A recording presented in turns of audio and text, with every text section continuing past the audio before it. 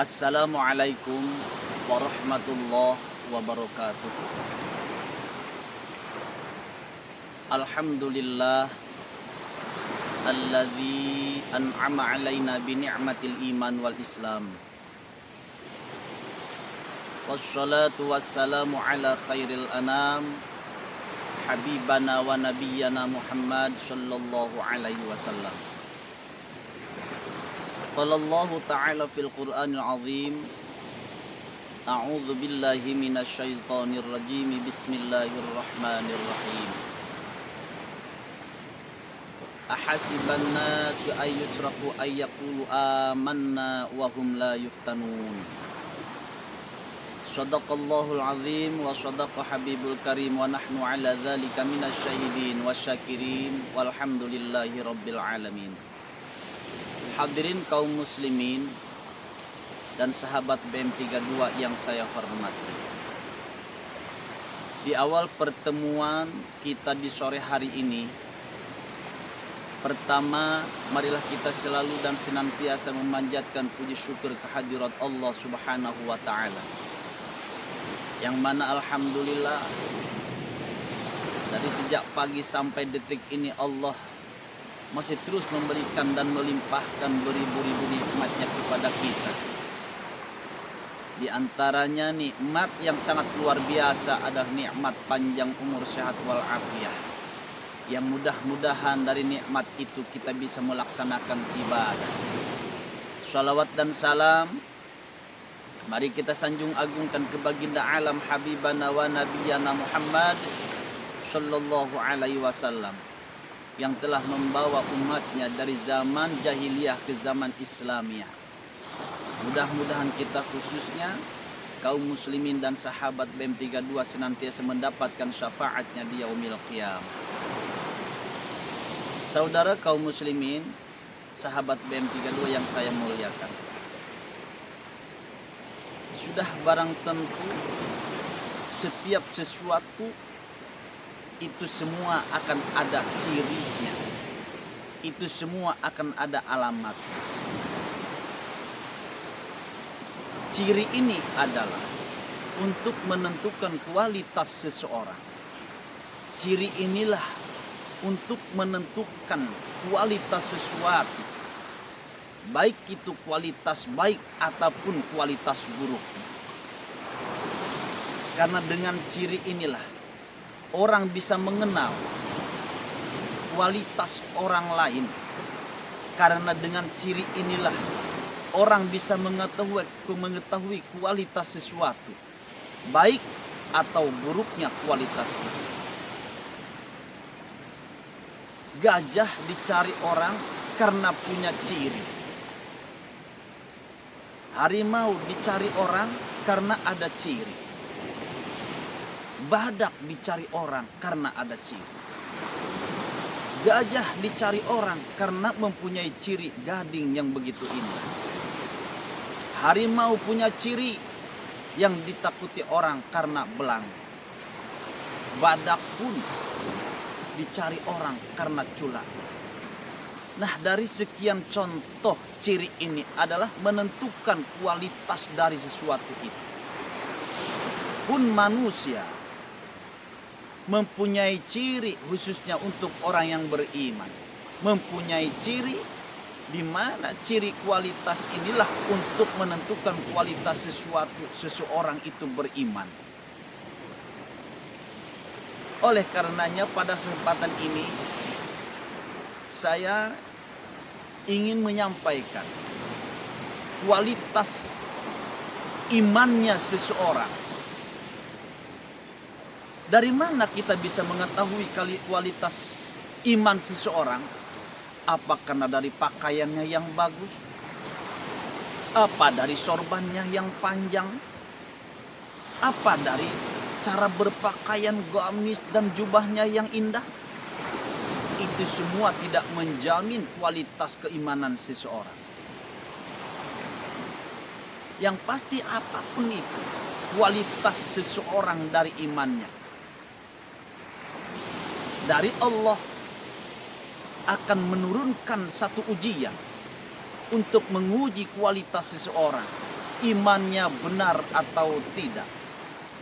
Akan diuji, akan dicoba kualitas keimanannya. Tidak bisa serta-merta orang berpakaian gamisnya indah, sorbannya panjang, lantas dia ngaku saya telah beriman. Nggak bisa. Kualitas ciri orang seperti ini dikatakan kualitas imannya bagus. Kenapa Allah harus menguji? Dengan kualitas iman seseorang itu harus diuji dengan ujian.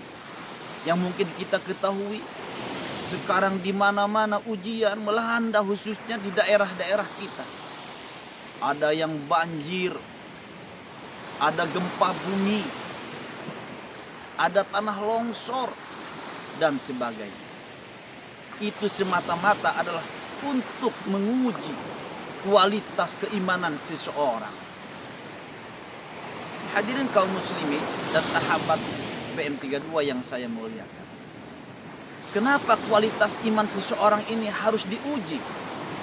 Karena banyak sekali manusia zaman sekarang hanya dengan berpakaian gamisnya yang indah, hanya dengan memakai sorbannya yang panjang, hanya dengan pakai sarung yang bagus, dia mengaku saya telah beriman. Padahal pengakuannya itu tidak menjamin kualitas iman seseorang. Allah berfirman dalam Al-Quran, ahasiban nasu ayyutraku ayyakulu amanna wahum la yuftanun. Apakah orang-orang punya prasangka, punya anggapan, manusia itu punya anggapan pada saat dia telah berbicara saya telah beriman kepada Allah, wahum la yuftanun, mereka beranggapan kami tidak perlu diuji lagi oleh Allah. Inilah dasarnya kenapa manusia yang beriman akan diuji oleh Allah. Karena banyak sekali manusia yang setelah berpakaian rapi, gamis indah, sorban panjang, mengatakan saya telah beriman tanpa ada ujian dari Allah. Hadirin kaum muslimin sahabat BM32 yang saya muliakan. Karenanya dengan datangnya beberapa ujian dari Allah, baik itu berupa banjir, gempa bumi, tanah longsor, bukan semata-mata untuk memberikan kutukan, bukan memberikan ujian siapapun itu yang menerimanya. Tapi memang Allah sedang menguji kualitas keimanan seseorang, sejauh mana keimanannya kepada Allah pada saat dia menerima ujian banjir, pada saat dia menerima ujian tanah longsor. Apa tujuannya? Untuk lebih mengetahui dari sebesar apa kebenaran keimanannya, apakah benar imannya ini, apakah hanya cuma dusta belaka. Allah berfirman, walaqad fatanna alladhina min qablihim fala ya'lamanna Allahu alladhina shadaqu wa la ya'lamanna as-shadiqin. Sungguh Allah telah memberikan ujian kepada orang-orang sebelum kalian semua. Daripada zaman Nabi Nuh diuji dengan banjir bah yang luar biasa. Bahkan pada saat itu banjirnya Nabi Nuh yang diuji pada saat itu dijelaskan oleh ulama, banjirnya sampai mau ke atas langit, sampai ke atas langit yang pertama. Luar biasa. Jadi orang-orang sebelum kita ini sudah diuji dengan berbagai macam ujian. Ada yang kebakaran, ada yang banjir, dan selain-lain sebagainya. Allah itu menguji orang-orang sebelum kita itu. Apa tujuannya? Maka Allah akan mengetahui siapa yang benar-benar beriman kepada Allah dan siapa orang-orang yang hanya mengaku-ngaku beriman kepada Allah padahal hatinya tidak beriman. Oleh karenanya, pada kesempatan ini, khususnya saudara-saudara saya yang terkena musibah, yang terkena ujian banjir dimanapun, tingkatkan level keimanan kita. Karena Allah sedang menilai kita. Dengan turunnya banjir ini, Allah sedang menilai kita. Seberapa besar dan benarnya keimanan kita kepada Allah. Jangan hanya kita mengaku-ngaku kami beriman. Jangan hanya kita mengaku-ngaku saya ini telah beriman kepada Allah. Saya ini Islam. Tapi begitu diberikan ujian, mereka ternyata kufur dengan apa yang mereka ucapkan. Hadirin kaum muslimin, sahabat BM32 yang saya muliakan. Banjir, tanah longsor dan gempa bumi, apapun itu kejadian, ujian bisa terjadi kepada orang beriman. Teguran bisa terjadi kepada orang yang kufur dan tidak mau beriman kepada Allah. Tinggal bagaimana kita menyikapi. Hati kita yang tahu keimanan kita ini benar atau tidak kepada Allah.